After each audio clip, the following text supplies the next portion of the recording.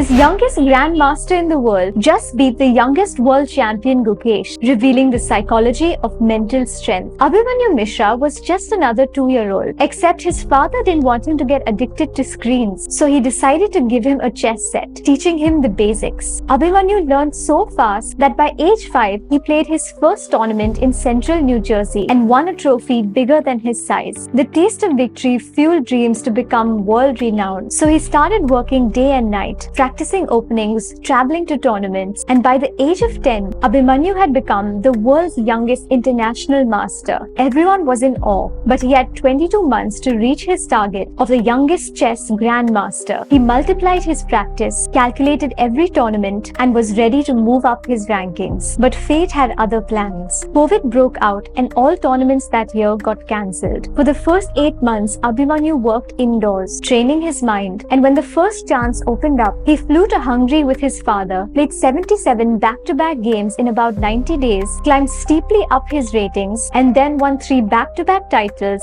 to become the world's youngest grandmaster in history at the age of 12 years, 4 months, and 35 days. With this sudden fame, Abhimanyu even appeared on a KBC question for the 1 crore prize money, the Indian adaptation of Who Wants to Be a Millionaire. Things were going smoothly, but often when he would step up to play, opponents would take his age lightly and didn't think he was someone to take seriously. But in Abhimanyu's words, all those who did that suffered, and Abhimanyu beat them all. Soon it came time for the Grand Swiss tournament and a chance to face the world-famous youngest world champion Gukesh Domraju. Abhimanyu was having a smooth tournament, having defeated 2 grandmasters and drawn with Pragananda just days before his big match. As the day arrived, he stood with his father excited outside the tournament venue, waiting to walk in. In this moment, his brain's amygdala, the fear center, would have fired, filling his mind with fear and intimidation. But prodigies like Abhimanyu know how to overcome their neural responses and stay confident.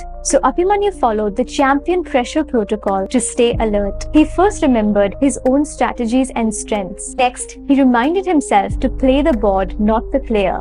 And finally, he stayed present, focusing on his moves, not the ratings. With this confidence, he stared down at Gukesh, who maintained his gentleman-like demeanor. And as the game progressed, Gukesh blundered several times. Abhimanyu took advantage, put pressure, caught him in tough positions, and finally, Gukesh had to resign in an overwhelming defeat where the world's youngest grandmaster defeated the youngest world champion for the first time in 33 years.